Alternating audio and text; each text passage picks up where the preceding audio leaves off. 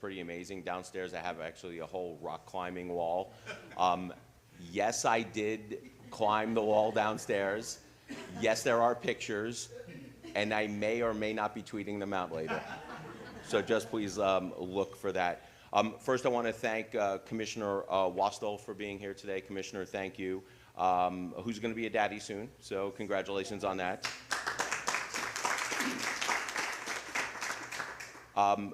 We have State Rep Danny Alvarez here also, who's been a staunch proponent of taxpayers in Tallahassee. Thank you for being here.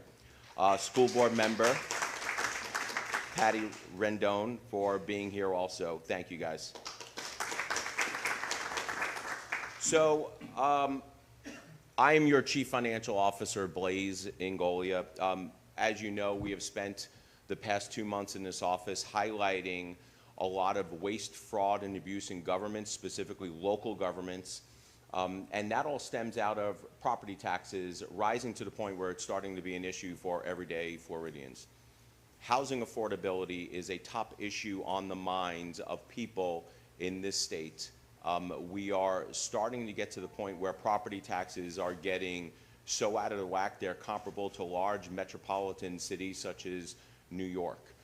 I have been a strong advocate of not New Yorking our Florida, and that's why we are here today. So to that end, we have been highlighting excessive wasteful spending of local governments because we want to show the taxpayers that property tax relief is doable. It's doable now, although I know most of these governments have already set their budgets. But we're going to go over some numbers today that I think the people in Hillsborough County are going to be pretty shocked by. All of this is laying a predicate to reducing property taxes, if not now, next year, during budget season, or at the very least in November 26, when property tax relief will appear in some shape or form on the ballot as a constitutional amendment. So whether your local officials are electing to reduce taxes now, whether or not that happens, you all will be able to vote for your own property tax relief later. The sad state of affairs is that we are seeing the same thing happen today in the 2020s that we saw in the mid-2000s. If you remember, way back then, property value started skyrocketing, property taxes started skyrocketing, and we had a property tax revolt to the point where we had to increase our homestead exemption. So, a little about homestead exemption, just so everyone is clear how we got to this point. Back when the original homestead exemption was put into play, when it was voted on by the voters, it was a $25,000 homestead exemption. At that point, the average home in the state of Florida was around $75,000. So it shielded about a third of your property from taxation. Now we have this homestead exemption that looks something like this. The first $25,000 is exempt. The next $25,000 is taxed. The next $25,000 over that is exempt, but there's an exemption to the school board exemption, which when you blend it all together, it works out to be about $39,000, $40,000 worth of property tax relief. Why is that bad? Well, that only shields about 9% of your property from taxation right now. So the system that we have right now is outdated. Families are feeling it. Personal budgets, family budgets are being crunched. And it's time we offer some real property tax relief to the people of the state of Florida. So before we start, I want to make something clear. This is for everyone, for the media, for you guys, for everyone listening to my voice. The information that we are going to be revealing today is high-level spending information. This is information at my office, the CFO's office, in conjunction with DOJ, have come up just to show just how bad and excessively and wastefully your local governments are spending your tax dollars. Now, these are high-level spending numbers. The specific numbers of exactly what they are spending on, so you can go like line by line, will come out later at a later date in the DOJ reports. But let me also preface that by saying that the DOJ reports, they're not going through the budgets for like a full forensic audit. They're just going to pull some examples of waste, fraud, and abuse, and then voters can make up their minds is the stuff that local government's spending money on a good use of taxpayer dollars? And I will tell you, I've seen some of this stuff. I'm going to tell you in advance that I don't think that you guys are going to like this very much. So first we were in Orange County. We revealed that Orange County wasted and excessively spent about $200 million of taxpayer dollars. And as predicted, we had predicted this, the big government apologists are going to come out, and the career tax and spend politicians were going to come out and try to defend their budgets. They were going to try to defend spending, and they were going to use every excuse in the book. We said, watch, you're going to see editorials being written by their allies who are getting some of this money, showing up in the Sunday papers. They're going to hit the airwaves and say that our information is correct. They're going to do everything and anything they can to try to refute these numbers. But math is a form of science. All you have to do is look at the numbers. In fact, all you have to do is look at their own budgets, because all of the numbers that we were getting are coming directly from their own budgets. We're not making this up. In fact, at one point, Mayor Deming said the information was wrong. So we actually had to tweet out to him and tag him in his office exactly the portion of the budget that we were looking at. It was right there in black and white. So I don't even think he was looking at his own budget, nor have any idea.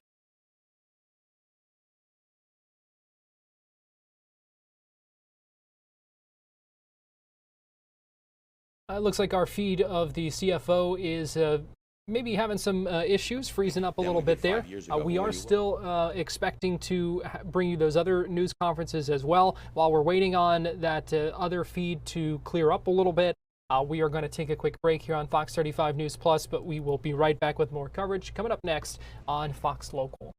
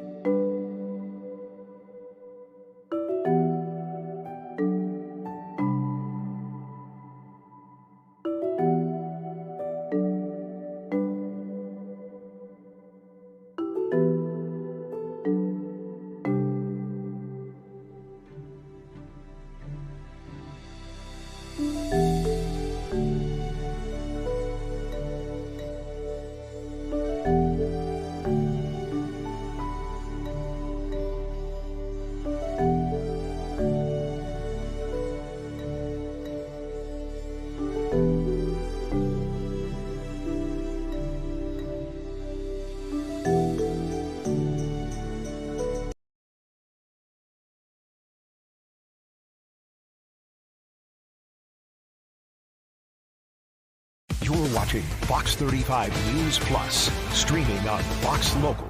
Welcome back into Fox 35 News Plus. Ben Crump, the attorney representing the family of Kevin Zavala, just walked into the room, joined by several members of that family. We're expecting them to talk here at this news conference in Orlando. Let's go ahead and listen in as this gets underway.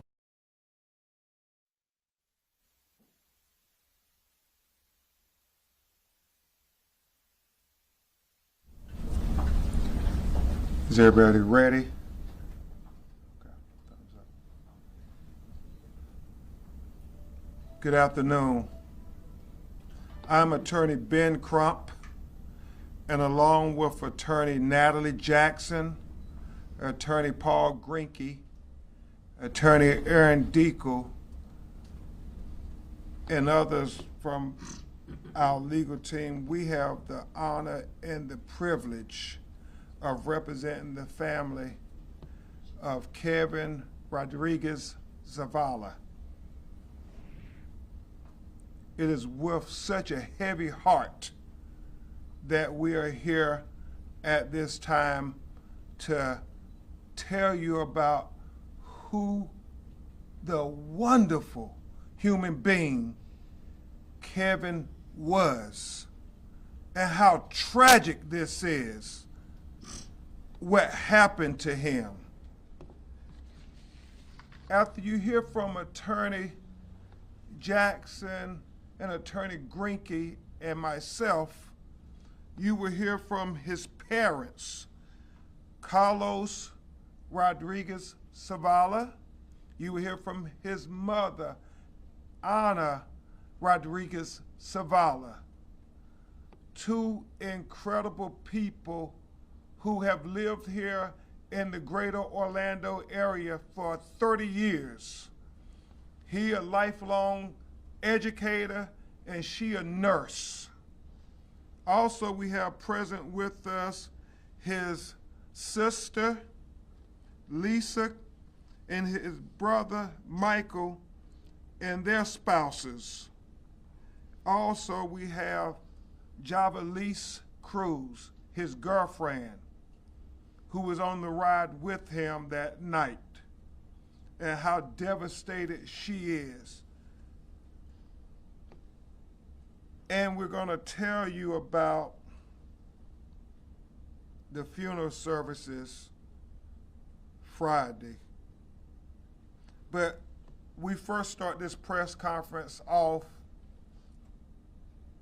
acknowledging that 1 week ago, on Wednesday, 9 p.m., September 17th, at Universal Studios Epic Universe theme park, Kevin, who was an amusement park enthusiast, his mother and father, his siblings, his girlfriend talk about how much he loved amusement rides, how they had rode them all. And you see, Kevin was born with a spinal cord disability. But as you're going to hear from his parents and his family, he never used that as an excuse to not be fully independent. I mean, he was driving, he had a bachelor's degree, he could cook for himself, clean for himself, he was completely independent. And so this night, he was fine. He had no medical issues, nothing. And he got on the ride, expecting to have a joyous experience. His family, his girlfriend, they were expecting nothing but a joyous, festive time. Universal employees never said anything about because he was in a wheelchair that he could not ride on the Stardust Racer. In fact, Attorney Jackson, they got him a transfer seat to assist him getting on the ride. That's true. They never said anything about, oh, because of your disability, you can't ride this ride. And so he was right up at front. Where's the board now? Yes. He was right up on the front seat.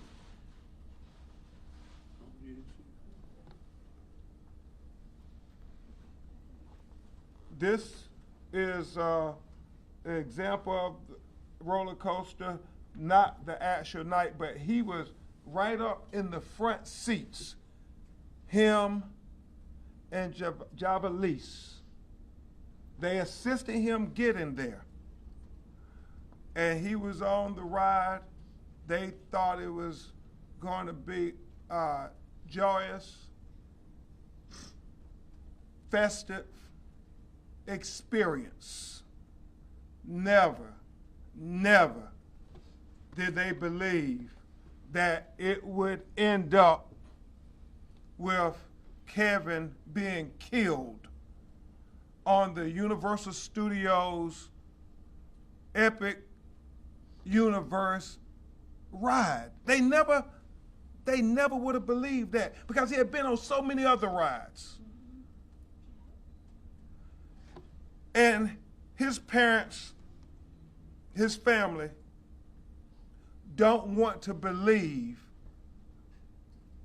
that Universal Studios is trying to suggest that it was his disabilities that caused him to die on their ride, because that would not only be an insult on top of injury, that would be an insult on top of death. And it would be an outrageous thing to suggest that his disability was what caused him to be killed on their ride. It would be an insult to disabled Americans, disabled human beings all over the world. So we don't want to believe that Universal is suggesting in any way that his disability caused his death. We want to be clear, unequivocally clear, that he had no medical emergency. He was just fine. And I get it. They are quick to say that, well, the ride functioned as it was supposed to. Everything worked properly. Well, just because it didn't malfunction does not believe that there were not safety issues, because we know something caused him to die. And while we're setting the record straight, let's be clear about another thing. There's been some suggestion that Anna and Carlos's son died, his death was some way related to pre-existing injuries. Well, we know from the autopsy that the cause of death is multiple blunt force trauma. And multiple blunt force trauma is not a pre-existing injury. The multiple blunt force trauma came from him hitting against the metal on this ride. That is what killed Kevin. So to try to suggest in any way that it was his fault is offensive. It is offensive on every level. We would pray that Universal would want to know what happened here. You're going to hear from his parents, who not only do they talk about how tragic it is that they lost Kevin on this amusement park ride, but how tragic it would be if they let this ride go back into operation without knowing what caused their son to be killed, because they don't want this to happen to any other family. They are such good people, such good people. From his siblings to his mother and father, we have to know what happened. We have to know what happened. We have to get answers. And I would pray that the Florida Agriculture and Consumer Services would be in concert with that request, that that ride does not go back into operation until we find out what was the cause of Kevin Rodriguez Zavala being killed on September 17th, approximately at 9 p.m. He lost consciousness and never regained it.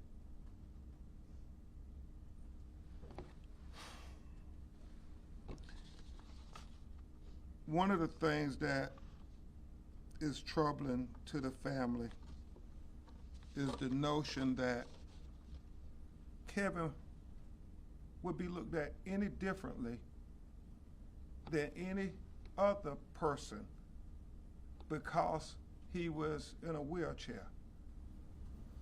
They are emphatic that Kevin was so independent, that Kevin drove, cooked, cleaned, college educated, motivational speaker. I mean, he was such a good young man. He has so much more life to live.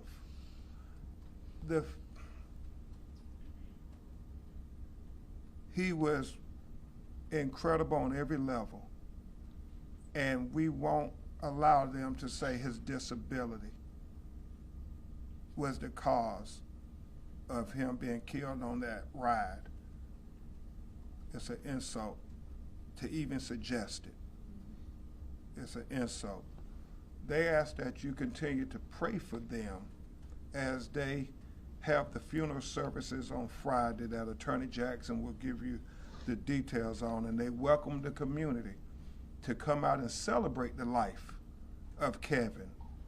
He was a person who was a good person from his brother Michael's accounts, his sister Lisa's accounts, just a wonderful person.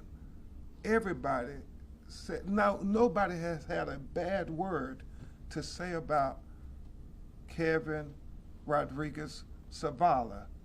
And shame on anybody, whether it's the corporation or anybody else, who would say anything in any way offensive about him as being the cause of his death. At this time, you're going to hear from Attorney Paul Grinke, who is our co-director of litigation, to talk about what we're going to be doing in our independent investigation to track along with, hopefully, the transparent investigation from Universal as well as the State Department of Agriculture and Consumer Services. It's very important that it's transparent, not only to Kevin's family, but to your families too. Everybody needs to know what were the safety deviations if that caused this. We're not saying there had to be a malfunction, but if there are issues, we need to know it. One thing we know is they are strictly liable for this accident, this tragedy, this death. They don't get to blame Kevin for his death. We're not going to let that happen. Not today, not tomorrow, not ever. Universal, we want to work with you to get to the answers, to try to make sure this never happens again, and to try to heal not only this family, but this community that is reeling, that is devastated by this tragedy. Devastated. I read that their president says safety is their paramount objective. Well, we're going to take them at their word for now. But you have to continue to establish that trust with their family, because they trusted that when you open this ride up for Kevin to get on, that he would be safe, that he would not end up dead, and that they would not end up having to bury their youngest son in the next 48 hours. That's what this is about. Kevin was real. He was loved, and he mattered. He mattered. Attorney Grinke.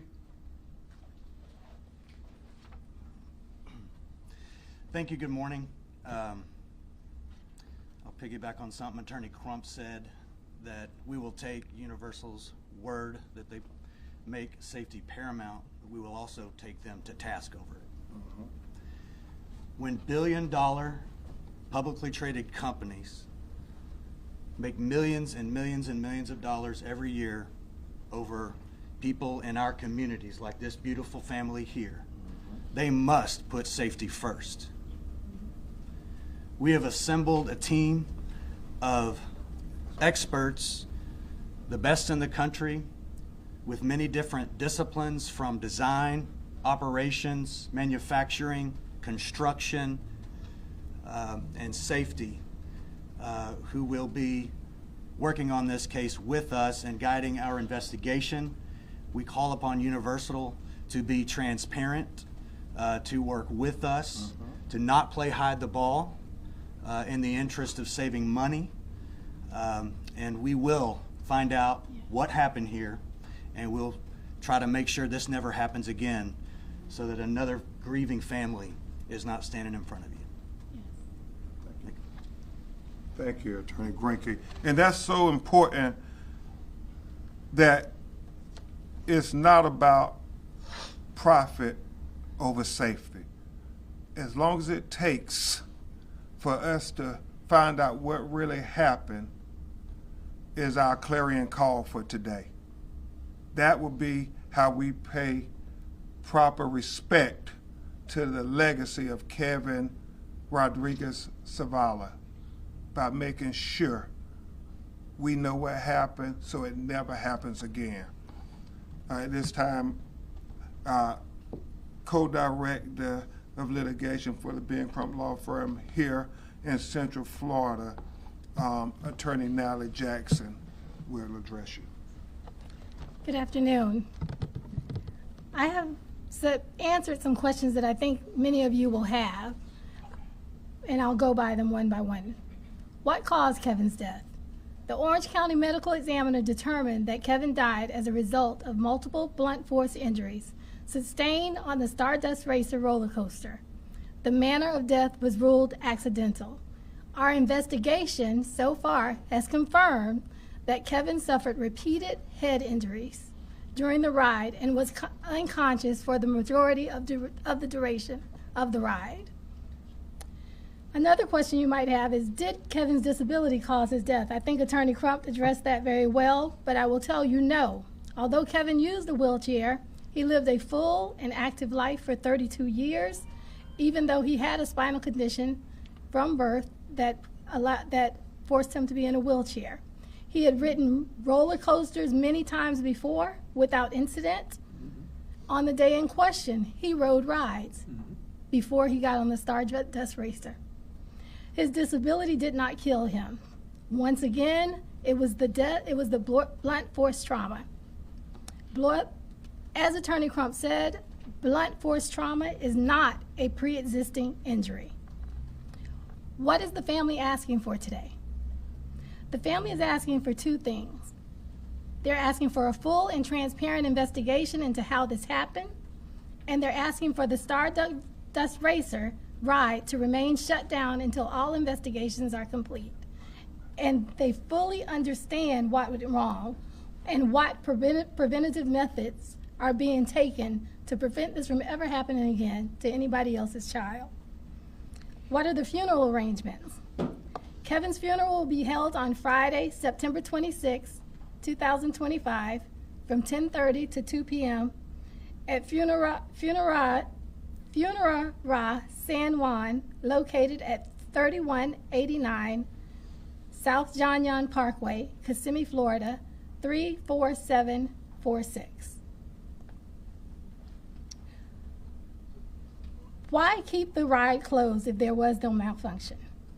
As Attorney Crump said, safety is more than whether a machine is broken. If a ride's restraint fails to properly protect a rider, then that is a safety failure. Along with state and local agencies, as Attorney Grinke has explained, our experts are conducting a thorough review of the incident until all investigations are complete and the family receives transparent, comprehensive explanations of what went wrong and what steps will be taken to prevent this from ever happening again. The ride should remain closed. What is the message to the public? The theme parks must protect guests, including those with disabilities. Kevin's life mattered, and the family wants to make sure that this does not happen to any other family, and make sure that this kind of preventable loss never happens to anyone else's child. And I have a list, lastly, I have a list for everyone with the proper names, the spellings of all the people in attendance that I will pass out to you all. Thank you so much. Thank you so much, Attorney Jackson. And as Attorney Grinke noted, and very important to note, that Kevin was not under any medical restrictions that would have prevented him from riding on the Universal Studios Epic Universe Stardust Racer Roller Coaster. Under none. It's also important to note, before we turn to the family, is that there have been witnesses that have started coming forward who was on that ride, like Javalise was. I'm sure nobody with a perspective like hers. But one such witness said when they finally stopped that I had to walk right by the victim, and the victim was completely slouched over the restraint. The interviewer asked him, was there any blood? He said there was blood, and most noticeably, the most noticeable thing that I noticed was part of the seat covering in front was detached, hanging off of the seat. And that is very telling, because as Attorney Jackson just reminded you all, just because you say there are no malfunctions, that doesn't mean that there are not safety issues. And that's what we have to identify. What were those safety issues that led to this tragic death of this young, vibrant son of Anna and Carlos? The other thing to note before you hear from Carlos and Anna is the fact that since Epic Universe opened in May, there have been 3 reports made. There have been 3 reports made. In May, as you all may have known, but I want to say it just to make certain, a 63-year-old man with pre-existing condition experienced dizziness and altered state of consciousness, and a 47-year-old woman with pre-existing condition had a visual disturbance and numbness after going on the Stardust Racer coaster on separate days. A 32-year-old man experienced chest pains after going on the Hiccup Wing Glider ride, according to the Florida Department of Community Services. The reason I bring those things to your attention is because Universal Studios, all of these things should be a wake-up call to say, we got to do even more than we already were doing to make sure that nobody is injured while they are enjoying our roller coasters. Nobody.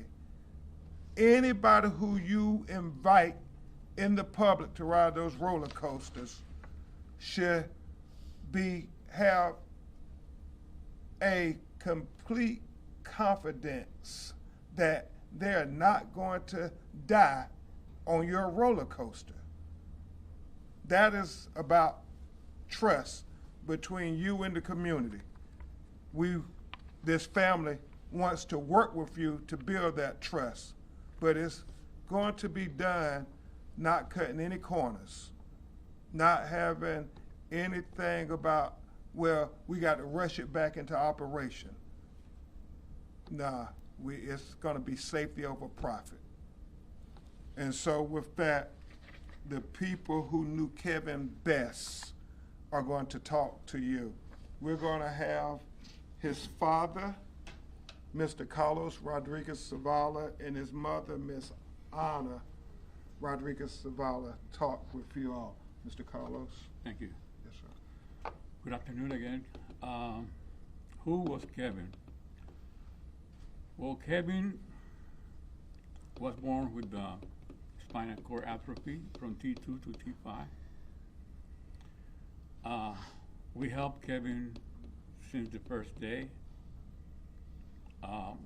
For example, Kevin graduated with a college degree, game designer. We help him every single day. For example, giving a ride in the morning, lunch with him, pick him up afternoon, every single day for 4 years. After that, he took a class for driving, passed the test, and started driving. Because of that, we create a nonprofit organization. The name is Osceola Developmental Center. It's already closed because I had a heart attack. I no longer can be there. But we used to help people with disabilities to get employed. So we have more than 700 people with disabilities employed at Disney. Wow. About 300 at Universal Studios, and about 100 in SeaWorld. Wow. Some few at Walmart and stuff like that. But and Kevin was there. Kevin was as a job coach, same as my son Michael and my daughter Lisa. They were helping me, helping my wife. And he was there all the time, helping kids, getting into job interview, job training, and then during the job, you know, every single week, once a week, go over there and find out, are you doing okay? Wow. Until the person was ready to be by himself. That was Kevin. Same Kevin. We are really proud of him. And like I told you, I don't know what else to do in order for this guy here to help me out that nobody else happened to somebody else in that attraction. I don't want anybody else to feel like I feel right now. So please, help me to get that done. Can you tell them what made Kevin so special for the child? Okay, special. Kevin was so special because, for example, Kevin used to, besides the one in my nonprofit, he used to build games and playing and stuff like that. For example, he used to play from 12 midnight all the way down to 7 o'clock in the morning to people in Australia, people in Europe. Like, for example, I don't know about games because I'm an old person, but he was playing all the time, and you can go and see him into the TikTok, whatever they call him, because he's always there. I mean, but he was really, really a nice person. I'm telling you. You can ask friends, you can ask teachers, co-workers. He used to work at the Truist Bank, also part-time there. No, he was incredible. He was, No. And thank you guys for being here, I'll tell you. No, he was an extraordinary young man you all raised. I'm telling you, he was awesome. He was awesome. And The best one, the best. Yes, sir. Yeah.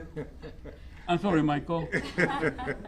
And one of the things Mr. Carlos was articulating, he connected with people not only in this community, but literally people all across the world. He used to communicate with using his college degree with gaming and screaming, and the whole gaming community has also been mourning this tragedy. And so now you're going to hear from his mother, Ana, to She's right here. bear her soul with you about her child. And we have maybe some translations. You stand in the center there. You know?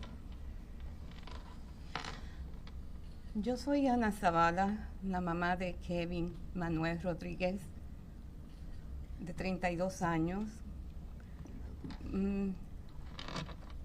Mi hijo era una persona totalmente independiente, un buen hijo, un buen amigo. I am Ana Zavala. I am the mother of Kevin Rodríguez Zavala. My son was an amazing son. He was a good son. He was a good friend. Yo nunca le puse límites a mi hijo, a pesar de su condición.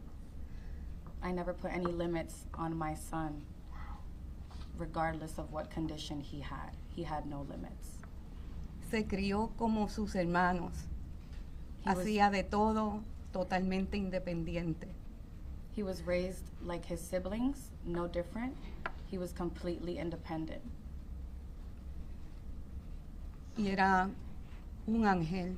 Todo el mundo lo quiere, lo quería, lo quiere y estamos devastados por lo que le ha pasado a mi hijo. Un hijo que era como decía él, un freak de los parques temáticos. My son was an angel. Everybody loved my son. He was a very happy son, and he loved theme parks. Mm-hmm. He was very happy at theme parks. He's ridden roller coasters before, and he was very happy. He was a roller coaster freak. They would make fun of him and call him. Ese último día, él estaba feliz porque su novia, que trabaja en el parque, lo invitó a pasar el día. That last day, on the 17th, he was extremely happy all day. His girlfriend had gotten him tickets for them to go to Universal together and have a wonderful day together, and he was very happy. Because she was there. Yes. Yes. Él dice que estaba feliz, que el parque estaba hermoso, que le gustaba y que me tenía que llevar a mí para que yo viera el parque. He was very happy with the park. He said that it was beautiful, and he actually told his mom that he wanted her to go with him. He wanted to bring her to the park as well so she could experience it. Sí, porque como madre que quiere que sus hijos hagan de todo, yo era la que siempre lo acompañaba a montarse en todas las montañas rusas que él quisiera y lo pasábamos muy bien. As his mother, I wanted to support anything that made him happy, and since roller coasters made him happy, I would accompany him and we would get on the rides and we would have a beautiful time together. It made us both very happy. Mr. Carlos, could you stand back up for a second? And I just want you all to tell the community how difficult Friday is going to be, but you all want to invite them to celebrate a beautiful life. Yeah. Yes, you mean for the funeral. For the funeral. Yes, this coming Friday, from 10:30, I think it is, to 2 o'clock. We're all going to be there, you know, celebrating his life. Like I told you before, we're really proud of him. There's going to be people coming from Maryland, from Washington, D.C., friends of him that I used to play with him during the night. And they're going to stay in my home because I want to be there. I want to see, you know, the house and the game area where he used to play. And we invite other people who really want to go there and then, you know, meet him at least, you know, the way he is right now. Ms. Anna, you want to talk about how difficult it's going to be Friday? You can stay standing if you can. Yeah. Can you see there? You know, it'll be in there. Sí.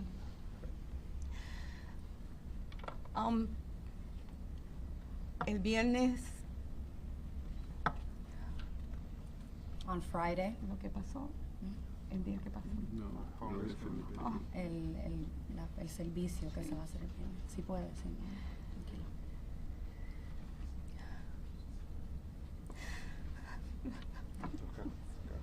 Okay. Thank you. Now, this is extremely emotional. Extremely emotional.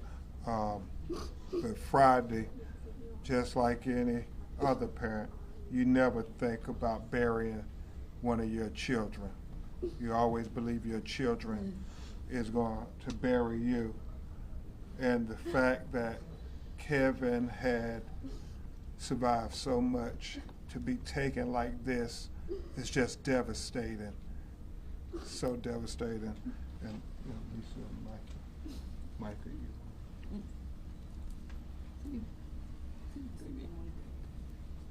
Yeah, you did good. You did just fine. Okay. Thank you so much, Ana and Carlos. Now we're going to have Lisa and Michael and their spouses talk about their brother a little bit before we have questions. This is Lisa, his sister, and her husband, who is showing a picture. Let's get one of those pictures. My name is Lisa Cruz Rodriguez. I'm the oldest out of the three of us. My brother was the type of guy you could go to for advice. He was the type of guy that would listen no matter what. He was the one that would always be there.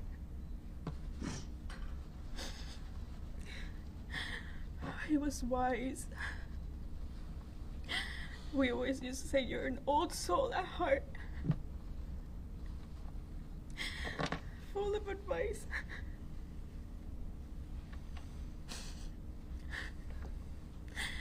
He had called me that same morning as he arrived to the theme park,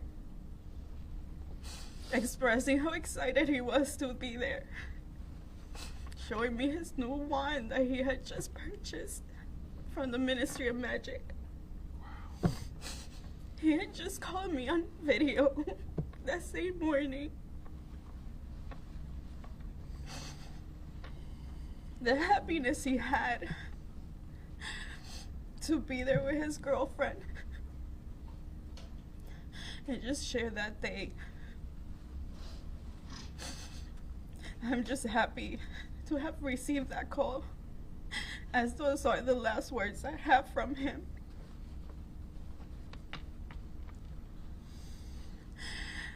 I thank God for the amazing person he was. Mm-hmm. Yes. And how much he's gonna be missed.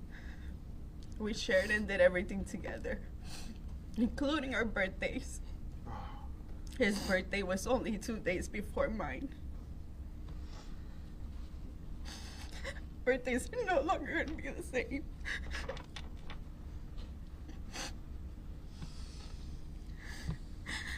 I just don't want this to happen to anybody else. And I just want him to be okay. Thank you very much, Lisa. Thank you very much. Anthony and Lisa, thank you for being strong for your family. And now we will hear from his brother Michael, and his wife Veronica will stand with him.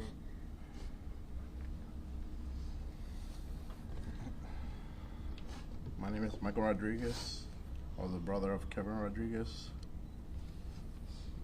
I just want to say that we grew up playing video games together, so that was our thing, doing streams together with people around the world, building communities.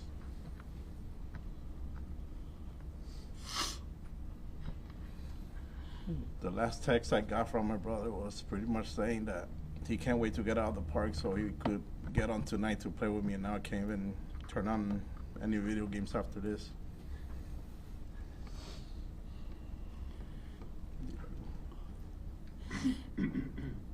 Kevin was an amazing brother, an amazing son, friend, and uncle. We were very lucky to be able to spend our last night, the night before, for our son's birthday. So his nephew was able to spend one last day with his uncle. And all he talked about was how excited he was to be going the next day to Epic Universe, and how excited he was for all of us to go with him.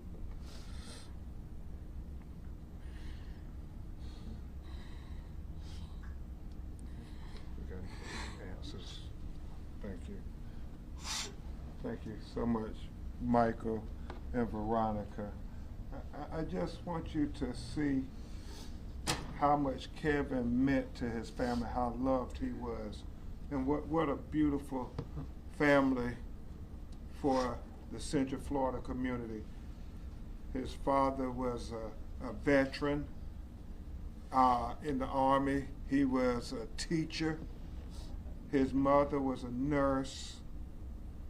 His sisters and brothers, they were all contributing citizens. I mean, it's just a special family. It's such a devastating loss to them and to the community. And I didn't know if you wanted to say anything. Okay. So at this time, we ask you to keep them in your prayers as they get ready for the funeral services on Friday, and continue to ask Universal Studios, the parent company of Epic Universe, the tough questions. How does a person end up dead riding your Stardust Racer Roller Coaster? Ask them to make sure, as his parents have lamented and poured their heart out, make sure we know what happened to cause this, so this doesn't have another family heartbroken and devastated and grieving. And so we're in this together.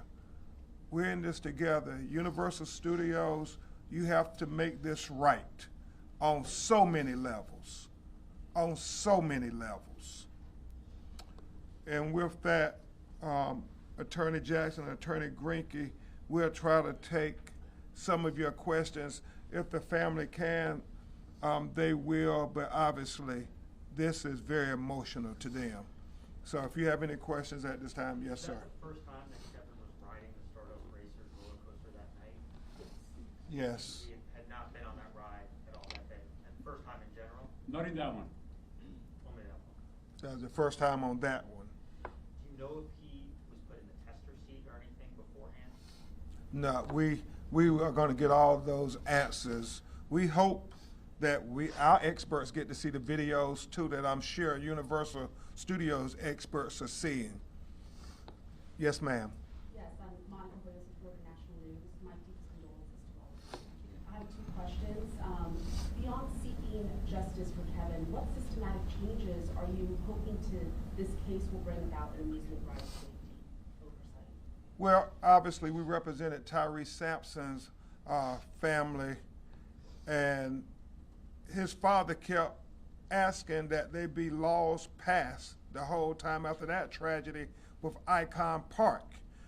And what we're asking is that these multi-billion-dollar entertainment entities have safety as the paramount objective above all else, that nobody is going to die on your ride, that your employees are going to be trained to make sure that they are following every precaution, that your engineers, that the construction engineers, everybody are building rides that are going to be safe and not end up with devastation. And so we don't know the answers yet. we want them to give the answers to this family in this community with their unlimited resources to say what happened here, to make people feel safe, to make the disabled community feel safe, to make everybody feel safe. Because right now, people are a little hesitant after they hear what happened to Kevin. As I would too if my child was talking about getting on this ride. Thank you, I appreciate that. Now, I wanted to follow up and to the family or for whomever. Yes, ma'am. Family, do you feel confident that the investigation is being handled transparently and with the urgency the situation deserves? Well, they're preparing for the funeral. They're leaning on me and my legal team to make sure that everything is happening with the urgency of getting to the truth. That's what this is about. Not trying to sugarcoat it, not trying to cover it up, just to go on with business as usual. Well, business as usual ended up with their son being taken away. And that's why they are so desperately saying, do the right thing, Universal. Do the right thing. Mr. Crump, Yes, ma'am. Christina Watkins from West Street, sending our love and our prayers to each and every one of you during this devastating time. Attorney Jackson, you mentioned in the autopsy report, Kevin hit his head.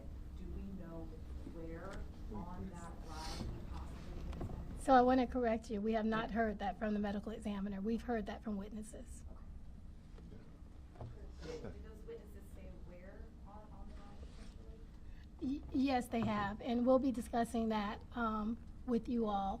I think it's very important to note that Universal Studios had a chance to release the video to the family and show them exactly what happened. And they had a chance. They've had the video. They've had the information. They've had a chance to be honest with you on what happened on this case. So I think those are questions you need to be asking them. What we do know, he didn't have any medical emergency. The blunt force trauma didn't come from a medical emergency. It came from something when he was on that ride that was a safety issue that had not been addressed. That's what killed him. Will part of this investigation examine the type of restraint that is on that roller coaster, sir? Oh, absolutely. Attorney Greenke is already working with the experts about the restraint.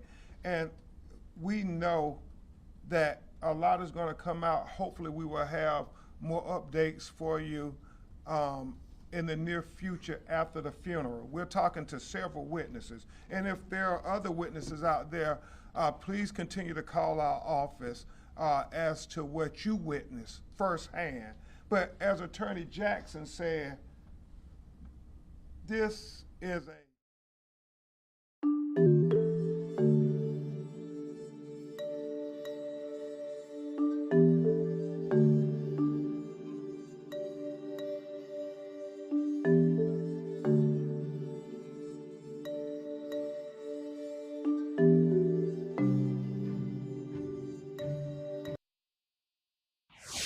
they thought it was going to be joyous,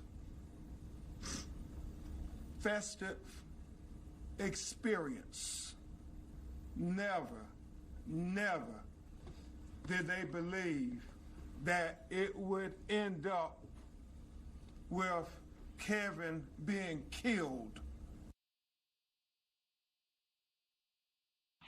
Attorney Ben Crump, a civil rights and personal injury attorney representing the family of 32-year-old Kevin Rodriguez Zavala, the man who died after riding Stardust Racers at Epic Universe. He is representing the family. Ben Crump is an attorney who is holding a news conference right now in Orlando with those family members, calling for full transparency and cooperation with the ongoing investigations into the death of Kevin Zavala, and also calling for that ride to remain closed until those investigations are complete. If you've been joining us on Fox Local and on YouTube, we've been live streaming this news conference for close to an hour now. Let's go ahead and get you live inside this news conference in Orlando as it continues. Who have all the power at this point to be transparent or to not be transparent. And so that's a question for them. Yes, sir. Mr. Piedad, Telemundo Orlando, familia, I'm so sorry for your loss. When this incident happened, Kevin was together with a girlfriend Yes. or family in the ride? Yes, he was on the ride with his girlfriend, and right now she's speaking to investigators and so forth, and so when appropriate, she will speak to you. Yes. Sabrina Majority of Channel 9, I'm so sorry for all your loss. The president and COO of Universal said that the ride systems function as intended. You guys said that you believe there could still be a safety issue. Absolutely. Is it possible the systems weren't designed to properly accommodate those with disabilities, those with their needs? Well, those are all the things that we're looking at. Those are the very safety issues that we are ringing the alarm about. Because just because there's a no malfunction doesn't mean that there were not safety issues that should have been addressed to prevent this beautiful soul from being taken from his family. Hopefully that's clear. We're saying, we're taking them at their word. It was no malfunction that they're saying. Well, you still got to explain, why did this young man end up dead? From blunt force trauma. And don't tell me about pre-existing injuries, because blunt force trauma is not a pre-existing injury. No, it's not. When you say he was unconscious for most of the ride, how do you know that? Well, witnesses. Okay. Yeah. I mean, you're gonna Miss Cruz? Yeah, that amongst others. Yes, but you know, video is going to prove that too. Can you Yes. describe what witnesses told you about how? We'll get into that later, not now. Yes, ma'am. Mr. Crump, have you and the family had an opportunity to speak with Universal? And if so, what information has Universal conveyed to both you and the family? Not at this time, but Attorney Grinke is going to be. Yeah, I'll just dealing say with Attorney simply, Jackson. the Counsel for Universal has opened a line of communication, and we expect to speak with them this afternoon. Thank you, Attorney Grinke. Any other questions? Yes. You mentioned something about the team members, how they never said anything to Kevin.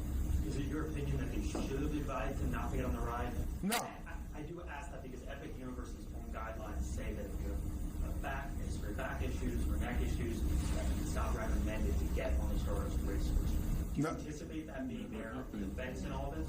Never happened. They never said anything to him about restrictions or anything. He had no medical restrictions. And remember, as his family articulated, he rode many roller coasters. He was an enthusiast when it came to theme park rides. Attorney Grinke. The only thing I wanted to add to your answer your question is the park knew of his limitations.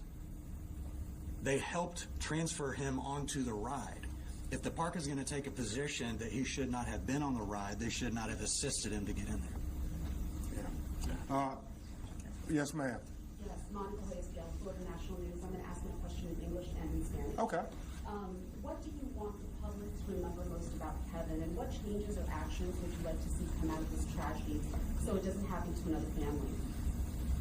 Y esto es, ¿qué es lo que usted le gustaría que el público se recuerde de Kevin sobre los cambios, las acciones? ¿Qué es lo que usted le gustaría ver que sería un cambio? Sé que eso es una tragedia, pero para que otra familia no le ocurra esto también, ¿usted qué quiere que la gente se recuerde de él? Anybody can answer who wants to. In English or in Spanish? Thank you, Lisa. And take your time. We want everybody to remember him as who he was, All the family. as someone who always liked to help, someone who always enjoyed making everybody happy and laugh. He was a great soul, and we want for this never to happen again, whether it's adding more restrictions to the ride or just adding more restraints. Just figuring out a way to make it safer, or I don't know.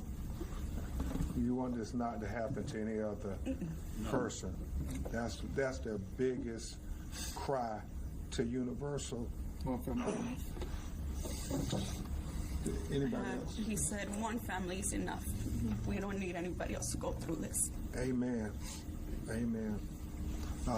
Any last questions? Mr. Crump, is there anything that you and your team can use from Tyree Sampson's case at Icon Park that could be used towards this investigation? I think so. I think we're going to talk to a lot of experts that helped us get historic justice in that case to advise us and tell us things that we should be looking for about possible restraints, about possible safety failures, design failures, any of those things. We're also going to more than likely have disability experts who are going to advise us as well.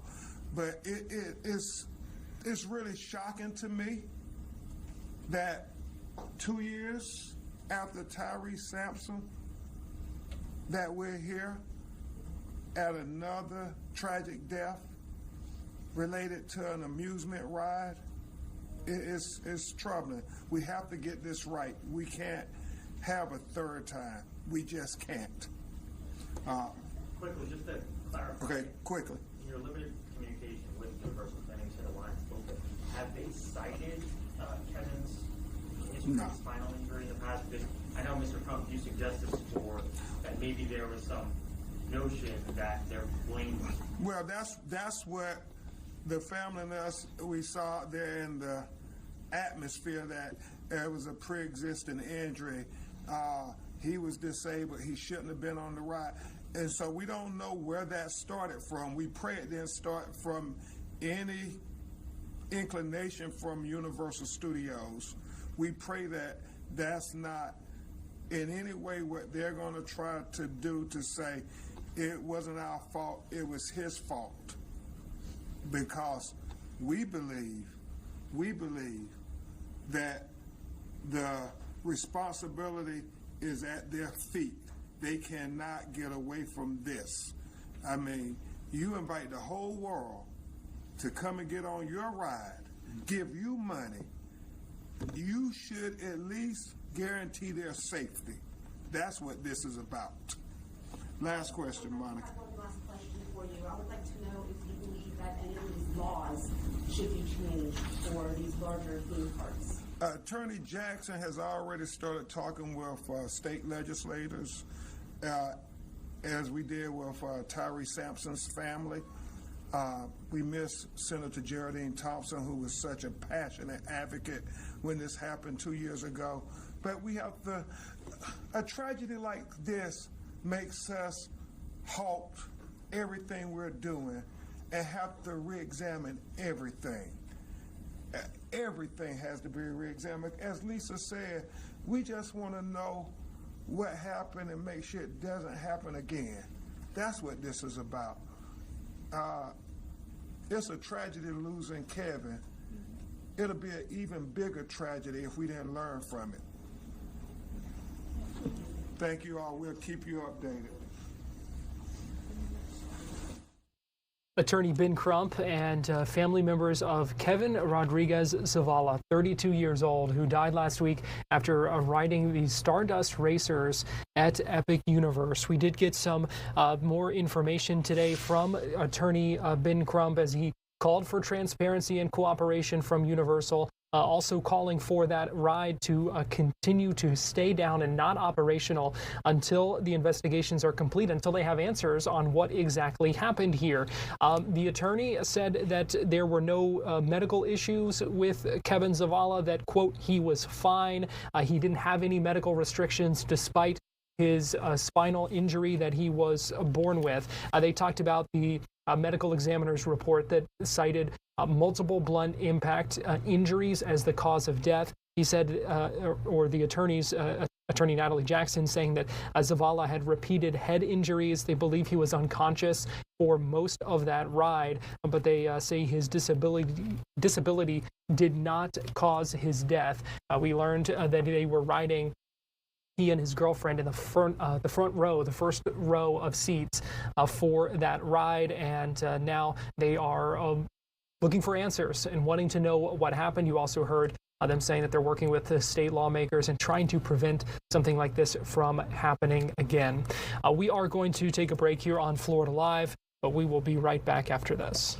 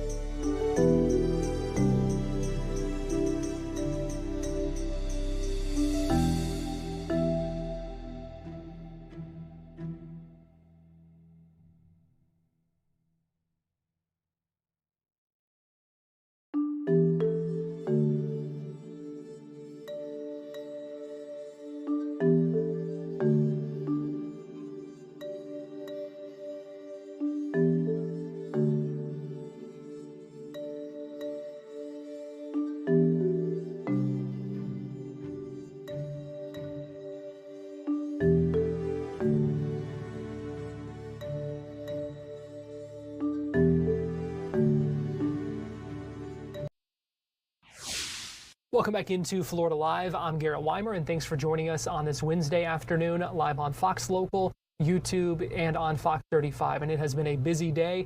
We've had a lot of events going on, a lot of things that we have been monitoring throughout the morning and afternoon on Fox Local. And if you're joining us here at this 2 o'clock hour on TV, we appreciate you joining us. It is time now for our Tampa Connection, and for that, we go to Fox 13 digital content producer Nancy Gay, who joins us live now from the Fox 13 Tampa Bay newsroom. And Nancy, good afternoon. Good afternoon, Garrett. Well, today is World Cancer Research Day, and Florida's Governor Ron DeSantis, he was here in Tampa talking about funding for cancer research. Now, the governor, he was joined by his wife, Casey DeSantis, for this morning's press conference. She is a breast cancer survivor.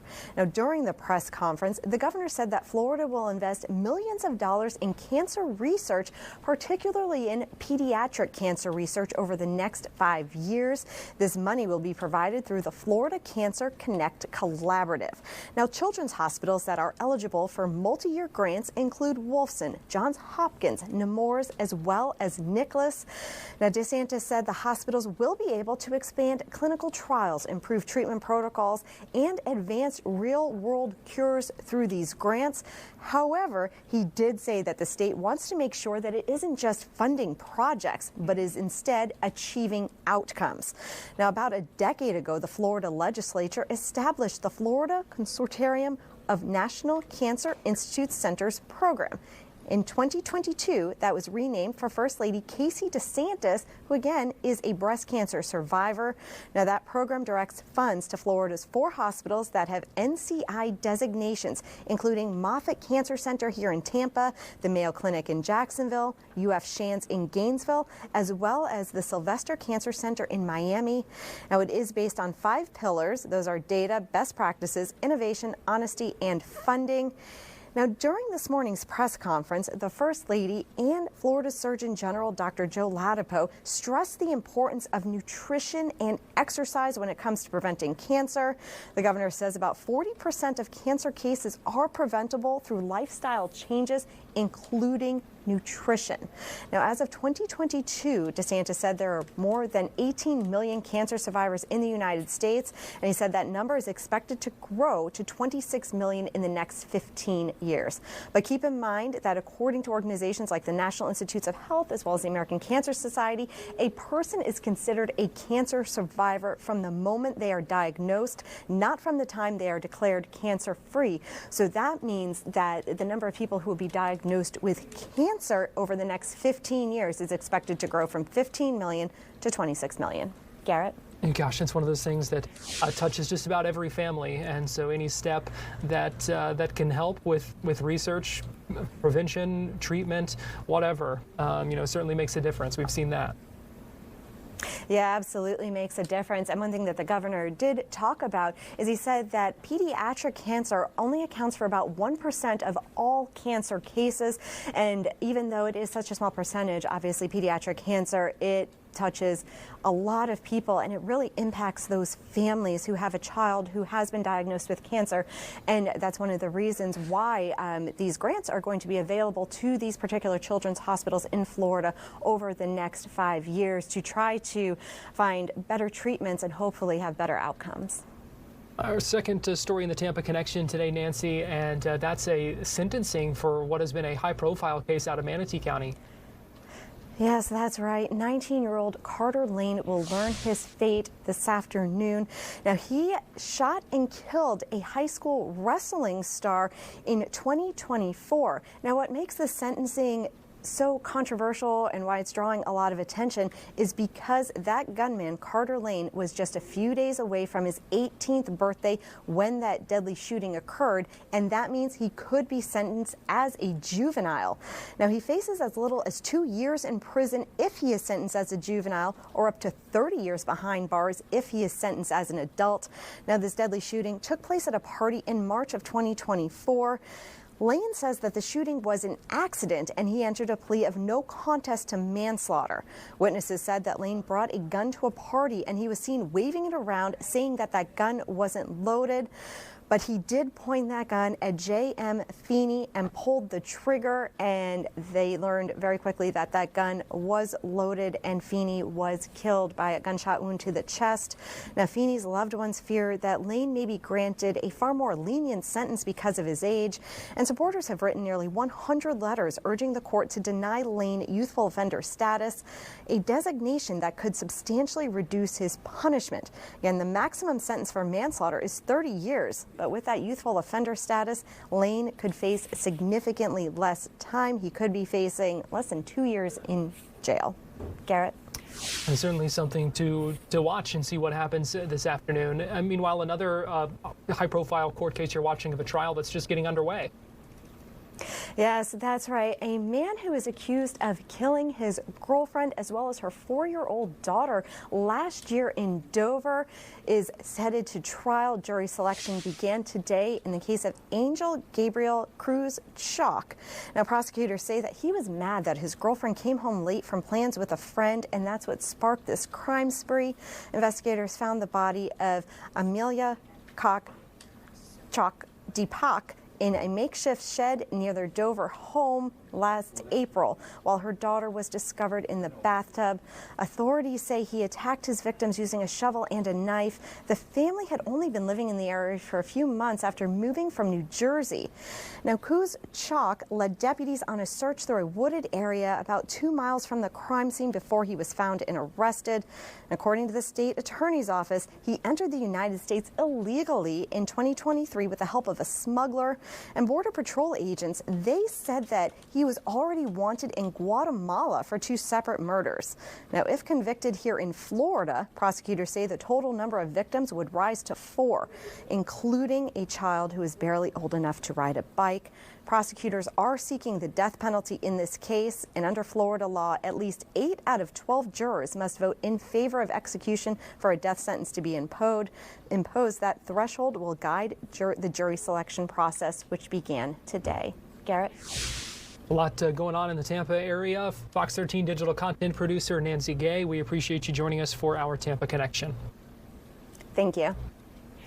Also in the Tampa area today, in Pinellas County, U.S. Senator Ashley Moody held a news conference in Treasure Island where she was talking about it being hurricane season. I mean, we are in the peak of hurricane season right now. Things are pretty active in the tropics right now. We're also right at the 1-year anniversary of Hurricane Helene, which caused some impacts here in Florida, but caused devastating impact in North Carolina.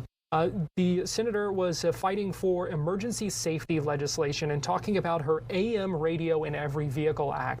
This is something she's been pushing for over the past year because of communications difficulties in the aftermath of Hurricane Helene, and talking about the importance that car manufacturers keep AM radios in cars because of the importance of getting reliable information out quick in emergency situations. Here's what Senator Moody had to say at that news conference just a little bit ago.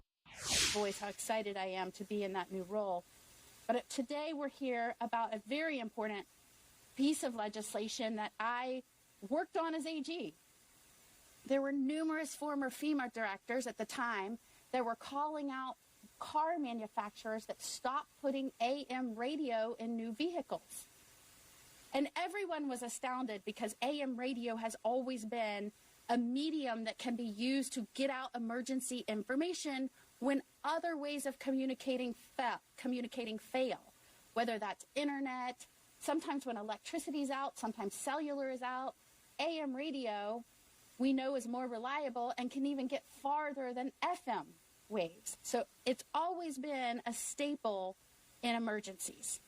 And so when we learned that some car manufacturers stopped putting it in vehicles, that was a concern for so many former emergency managers and directors. And certainly, as you can imagine, someone that works with law enforcement and fire, that's on the front lines in times of emergency here in Florida, it was especially a concern to me as Attorney General. So we pushed at the time Congress to say, you have to do something about this. We cannot just abandon our traditional way of communicating in times of distress and disaster. And who would have thought that I'm now a senator, that I get to work on this legislation? And I'm proud to say, while it didn't pass in the last Congress, and this new Congress, the 119th Congress, we've already gotten it out of committee in the House, and now we've got to push it forward and get this thing passed. During the aftermath of a hurricane strike, we know, and in many parts, and even in North Carolina, we saw this when everything was out. People had the radio, the handheld radios with the batteries they were using to get information, or some people could get in their cars and turn them on and listen. And so this is an incredibly, I think it might be missing the attention it deserves because in some other states they may not face the same type of situations and disasters that we especially know all too well here in Florida. And so it's been one of my top priorities. I am co-sponsoring this bill. Gus Bilirakis is also pushing this in the House. So proud of him. And many other of the congressional leaders here in Florida are on board. So we're also here to say we're in the middle of peak hurricane season. We just passed the peak day, and we know that most of that activity occurs right after that peak day. So we're in it right now. So if you haven't prepared, get out and prepare. You can go to floridadisaster.org. That's the best place to see what to get and what to do and learn your evacuation route. All important things to keep in mind this time of year, that's for sure. We're going to take a break here on Florida Live, give you a live look at the Daytona Beach right now, looking out toward the Atlantic, where there are the possibility of some disturbances forming in the next few days. Nothing hopefully that impacts us, but could see some impacts along the beaches when it comes to rough surf and that kind of thing. We're going to take a break here on Florida Live, but we'll be right back.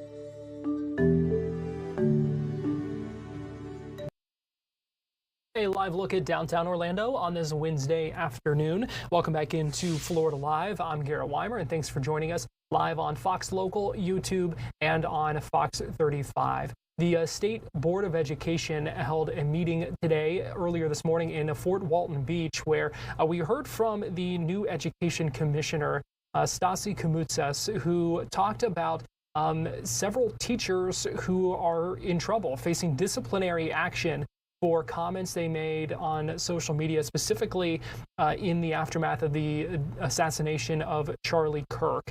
Here is a little bit of what Kamoutsas had to say about those cases where he's going after their teaching licenses, a teacher in Clay County and also in Alachua County. On September 11th, a day where we should be honoring those who were slain by evil terrorists, a small number of our educators were encouraging violence in schools and promoting the efforts of a hate-filled individual who shot and murdered Charlie Kirk at a school with thousands of students just feet away. These posts were selfish, they were vile, and they were pure evil. I never thought I'd see the day where anyone, let alone a teacher, would celebrate school shootings and the union would support them. Unions meant to support our high-performing teachers are instead defending social media posts that glorify violence in schools. Not only have the unions put students in harm's way, but they have also endangered the very teachers they claim to represent. We will not allow a culture that glorifies violence in schools here in Florida. We need to make it very clear that someone who committed an assassination on a school campus cannot be celebrated ever. What happened on that school campus was pure evil, and we must ensure our students know this is not how we deal with someone that we disagree with. These posts continue to gain more and more attention on social media, which means more and more students are being exposed to the abhorrent idea that violence is an acceptable response when we disagree with someone. That idea has zero place in our education system. The Office of Professional Practices Services continues to thoroughly investigate each case to be sure teachers are held accountable. And this week I announced that I found probable cause for a teacher in Clay County who made abhorrent comments on social media in response to the assassination of Charlie Kirk. The teacher captioned an article that reported Charlie Kirk's assassination, which happened at a school, with the following caption: "This may not be the obituary we were all hoping to wake up to, but this is a close second for me." The post sparked widespread outrage, prompting the Clay County School District to field over 500 formal complaints from concerned members of the community. As a result, the district was compelled to increase security measures to protect both students and staff, an effort that consumed significant time and resources and contributed to heightened anxiety within the school environment. I will be pursuing a complete revocation of this educator's license. In Florida, we support and promote civil discourse, open dialogue, and debate, as well as the First Amendment. But that support does not extend to speech that glorifies violence as a means of resolving conflict. At the last State Board of Education meeting, the board voted to use their oversight authority to hold the Alachua County School Board members accountable for their violations of the First Amendment, parental rights, and state law during their board meetings. The department has been monitoring the Alachua County School Board meetings to ensure that no future violations occur. We continue to be concerned about the toxic culture that has infiltrated school board meetings in Alachua County, as parents have been targeted simply for voicing their conservative opinions. During the public comments at our last meeting, a parent expressed concern after her son was given the most likely to become a dictator award by his teacher. I'm happy to report that after the Office of Professional Practices Services conducted an investigation into the matter, I found probable cause against that educator's certificate and will take every necessary action to ensure that this teacher never teaches again. Some of those are topics that Fox 35's Kelsey Cairns also spoke about with Florida Attorney General James Othmeyer. We'll have more on that and have that interview for you coming up in just a few minutes, a little bit later here in our show. Meanwhile, today we also heard from UCF head football coach Scott Frost, who is speaking to reporters for the first time since the death of offensive line coach Sean Clark. He died Sunday night after being in the hospital for a couple of weeks. This it came as a shock to his coaching staff, to his family members, to those players as well, who, yes, he had been in the hospital for a couple of weeks, but officials had said that they thought things were looking better, things were turning around. He passed away suddenly on Sunday night, and it's been a difficult time, as you might imagine, for the UCF Knights football team, many of them who were close to Coach Clark. And so today was the first time we heard from them. as they also are preparing for another football game coming up on Saturday. Here's what Coach Scott Frost said about losing his friend. Just excited to be around the players and the group again. Obviously, there's been some adversity and heartbreak around our program a little bit, but all we can do is keep going, and we have each other. And I think the players are doing a good job of pushing through and working hard this week. So, questions? Coach, on behalf of all of us, just wanted to say we're so sorry for what happened. Our thoughts and prayers certainly with Coach Clark's family and everyone on part of the UCF football family. I know it's been a tough week. At what point could you even try to shift focus? Obviously, it's a big game, big 12 opener this week. At what point could you even start thinking about we got to get ready for a football game? Well, the best thing you can do is keep going. And I'm better when I'm working. But we're still going to get our work done, and we're still going to work hard. I just think the emotions of the last couple weeks have worn people a little bit.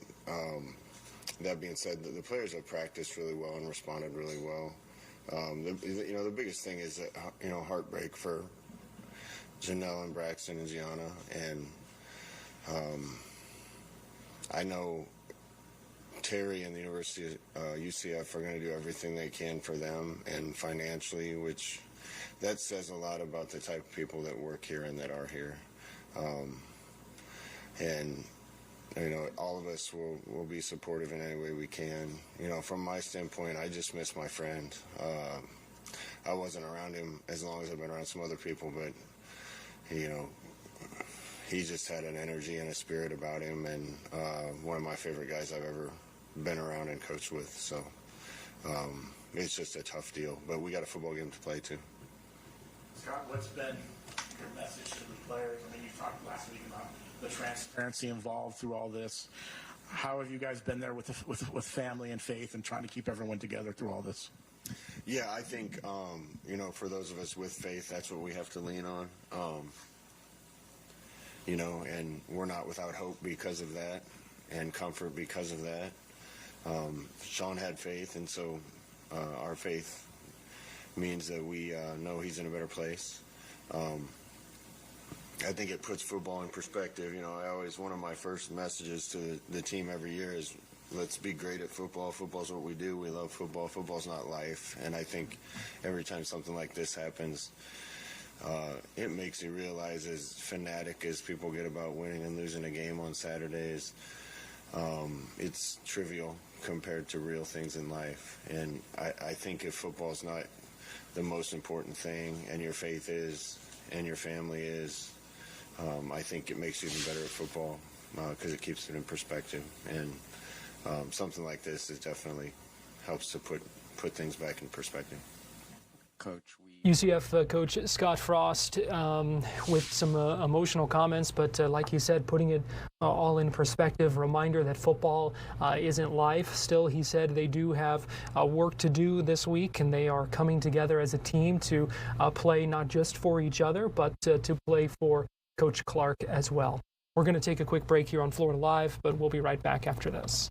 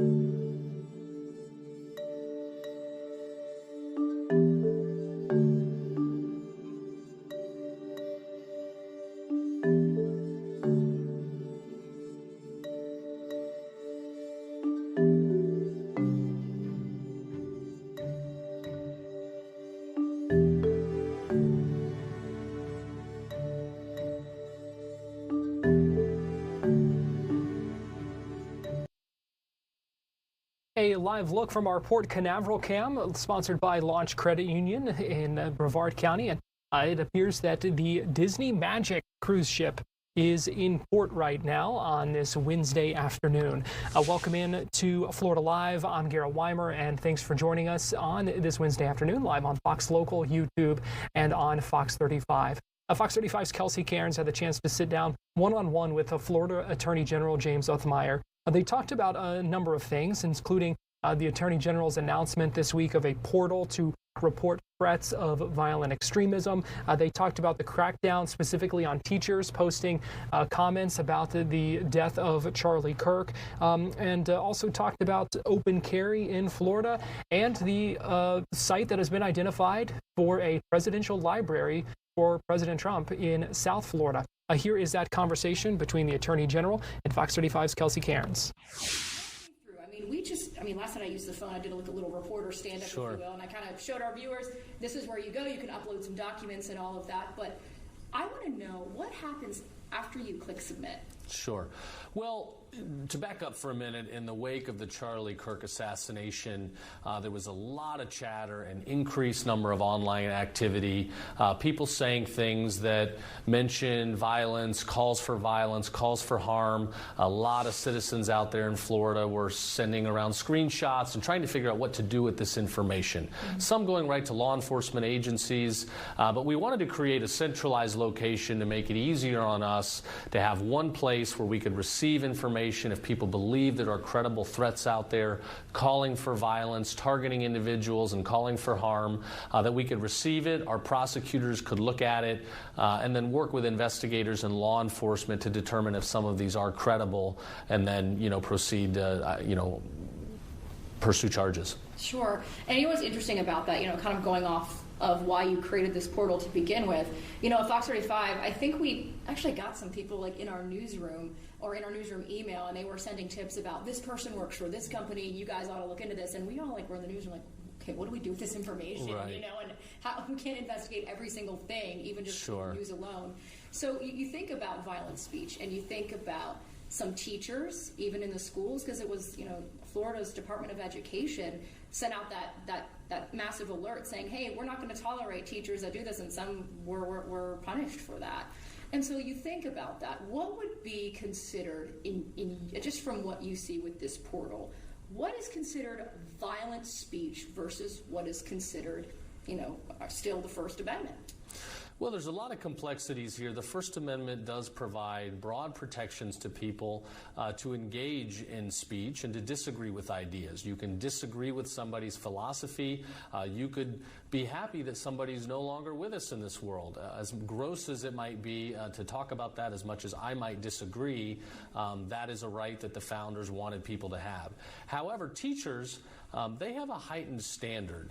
When a teacher engages in speech that is controversial and could create an unsafe learning environment. Up in Clay County, we had over 500 parents reach out expressing concern after a teacher engaged in celebratory comments about this gross assassination. It led to parents being fearful. The school system had to get added security to make sure that it is a safe environment. That's not okay. So we don't want teachers that are going to be bringing that harmful content into the classroom. They are treated a little bit differently, and I do not believe the First Amendment protects this kind of behavior. The difference between First Amendment protected and calls for violence, that's going to be a case-by-case, fact-specific analysis. We're going to have to work with investigators, look at all the context and surrounding circumstances, and figure out if something is indeed a credible threat. But we do not need to wait for somebody to get shot or injured, or be lying lifeless on the ground to act. We'd want to handle this on the front end, and that's where the public can be helpful. If you see something, report it. We'll investigate. If it's credible, we will take down criminals. Sure, and when you think about this whole argument about free speech, I'm immediately brought back to 2020, right? I wasn't working in Florida, but at the time I was in Tennessee. But we saw, President Trump's Twitter, they were trying to shut it down, and then they succeeded in doing that. And so I always think about that cancel culture argument. So, when you see something like this, with this portal, and I mean, I was following X. There was a lot of like, I guess, political pundits that were like sharing and posting online. This person works for this company. This is a CEO of this company that posted, celebrating Charlie Kirk's death. I want to know, what could you say to the critics that are like, well, this is totally infringing upon my First Amendment right to free speech? What can you say to those critics? Well, as a conservative, I'm not going to do the cancel culture thing that we saw so much from the left and big tech for many years. I respect First Amendment rights as much as anybody. I'm a big defender in our Constitution. But the First Amendment does not protect you when you are calling for violence or targeting somebody in a way that is indeed criminal. When it comes to, people identifying speech they disagree with and flagging for employers, I mean, that's really the marketplace of ideas at work. Employers can make their own decisions whether or not somebody's at will and they want that type of person representing their company. Certainly at will employees are not going to work for me if they're out there celebrating murders and assassinations. We're a law and order, we're a justice office, and I cannot agree with that ideology. Other employers can make their own decisions, but again, it's different. When you make threats of violence, that is a crime in Florida. That is not free speech. That is a crime, and we will hold wrongdoers accountable. Okay.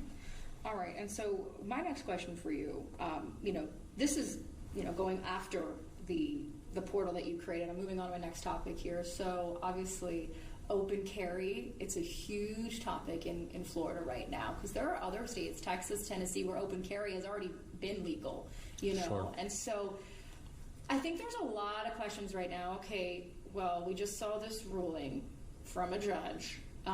When does that go into effect? When does that start? Is it just all the law of the land now? Like, let's break down how that's going to work with open carry now. So upon the ruling of the First District Court of Appeals here in Florida, which struck down the state's long-standing prohibition on open carry, it is the law of the land. In the absence of any other appellate court in the state ruling on the topic, the first DCA's opinion holds. So people can open carry right now in Florida, but I remind people that does not mean you have the ability to take firearms into schools. That is prohibited under state law and federal law.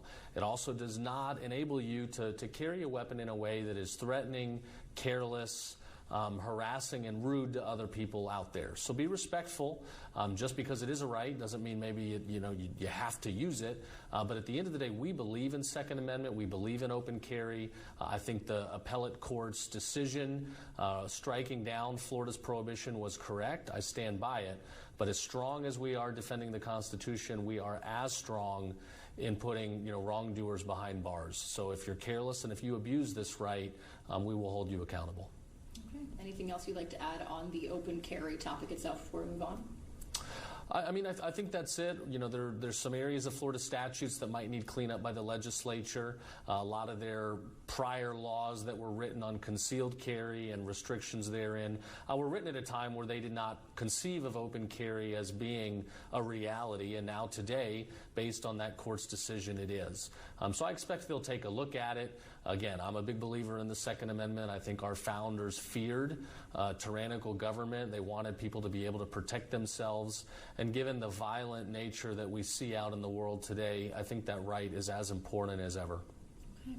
All right, last but not least, I saw your social post today about the Freedom Tower and the Trump Library.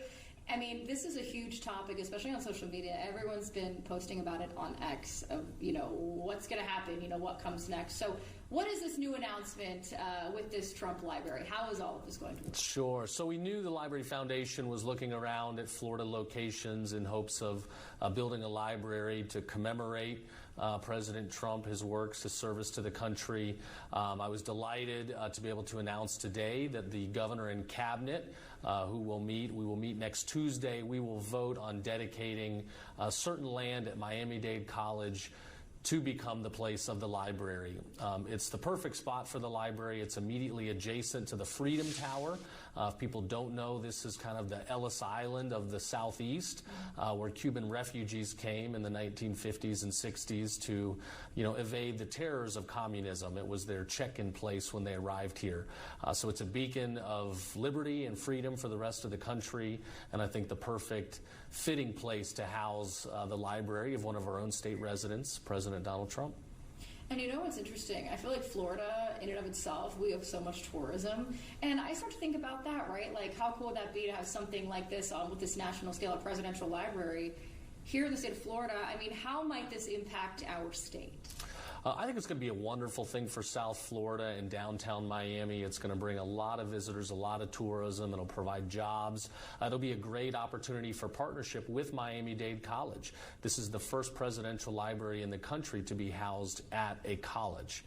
So it'll be housed at the State College and welcome a lot of people. I think the Freedom Tower will get a lot of new visitors that can really learn about, its important history. And we're just very honored to house this story. Whether you're Republican or Democrat, you cannot deny that President Trump's comeback story is one of the most incredible in history. Given his reelection, the multiple assassination attempts, and everything that he's endured and triumphed over, it's a great story that we'll be able to tell. And that was going to bring me to my next question, because we all know there are so many people who, really just don't agree with the president. They don't like Trump. Even just the mere name Trump on just anything, people see it and they're like, oh, I could never support that. Just that's their opinion. So when you see that just tied to the Trump name alone, I mean, some people could see that as a deterrent, right? So what would you say to those people who are against a library like this, just in the mere, Trump name alone? Well, people are free to think what they want. I think President Trump has brought some of the most incredible historical successes when it comes to economic success, bringing trade and manufacturing back to the country, restoring our military strength, bringing peace deals across the globe in places that many thought were never possible. I certainly view these as incredible successes. And those that, are not his biggest fans still might like to come visit this library to, again, study history and look at all that he overcame. I mean, you've got a president that, people tried to kill multiple times, and yet nevertheless, he's still out there hard charging, front and center, willing to take on these great risks to serve the American people. And as we go to break here on Florida Live, here is a live look at the Freedom Tower there in Miami, right next door to the Kaseya Center, the home of the Miami Heat, and soon to be neighbors with the President Donald J. Trump Presidential Library someday. We are going to take a quick break here on Florida Live, but we'll be right back after this.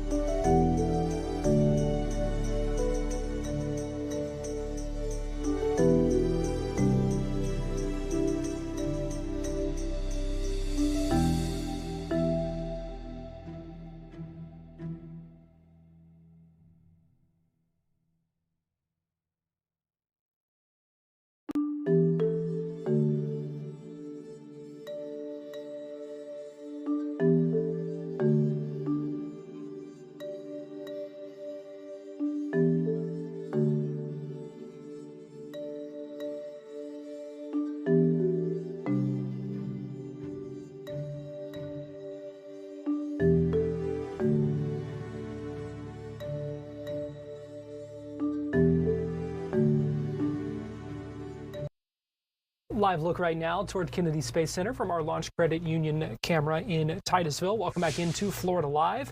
I'm Garrett Weimer, and thanks for joining us live on Fox Local, YouTube, and on Fox 35. Today, we heard from the astronauts involved in the Artemis 2 mission.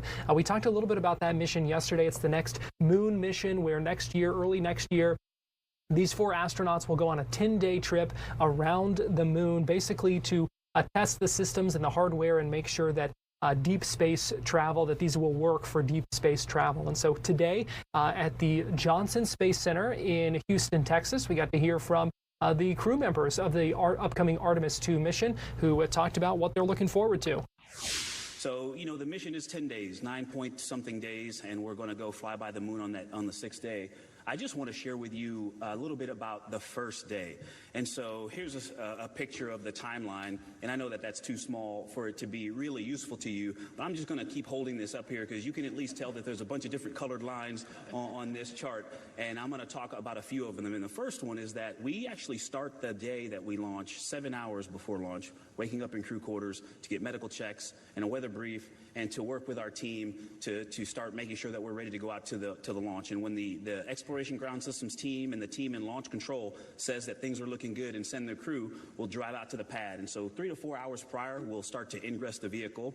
And then he talked about the stack weighing about 3.5 million pounds. When it's all fueled up, it'll be about 5.5 million pounds, but 8.8 million pounds of thrust at sea level.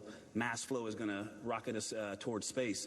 And about 9 minutes after that, we'll be in space. And then the day gets even busier. Now, we've been up for almost a full work day at this point. And so once we get to space, the ascent portion really ends after about a half an orbit when we're going to go from a 1,200 mile by 0 mile orbit to doing what we call a perigee-raise maneuver that gets us into a stable and sustainable orbit. And then we're going to get a couple of us out of our seats and start to check out really critical systems, the water system and the toilet. Very important. Got to have a toilet to go to the moon. And so we're going to be working as a team and working with Mission Control to make sure that the vehicle is ready. And then we're going to go around the Earth in about the same amount of time that the International Space Station goes around the Earth, in 90 minutes. And once we get to that closest point to the Earth, or perigee, we're going to do something called an apogee-raise burn. And that apogee-raise burn is going to get us going into an orbit that humans have never been in, almost 40,000 miles away from the Earth on one end. And then we'll do a perigee-raise burn to get us back above 100 miles or so on the close side. But right after that apogee-raise burn on the interim cryogenic propulsion stage, we're going to disconnect from that upper stage and then turn around and fly an approach to it, and we're going to fly it by hand. And we're going to make sure that the flying qualities of the Orion spacecraft are suitable for the more complex missions where we're going to dock to a lander or to the Gateway, the orbiting space station around the moon.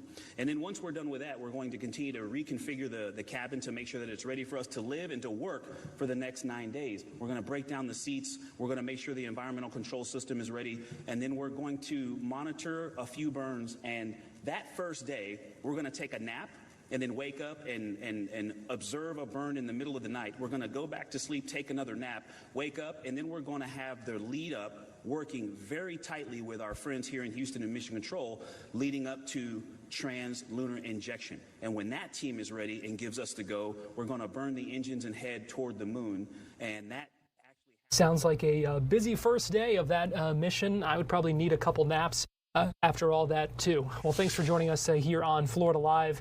I'm Garrett Weimer. We're here every day, 2 o'clock on weekdays here on Fox 35. We also have been streaming all morning and afternoon and have more to come. So keep it here if you're watching on Fox Local. And if not, make sure you download that app for your smart TV or your smartphone. As we wrap up, here's a live look from that camera, again, looking toward the Space Center.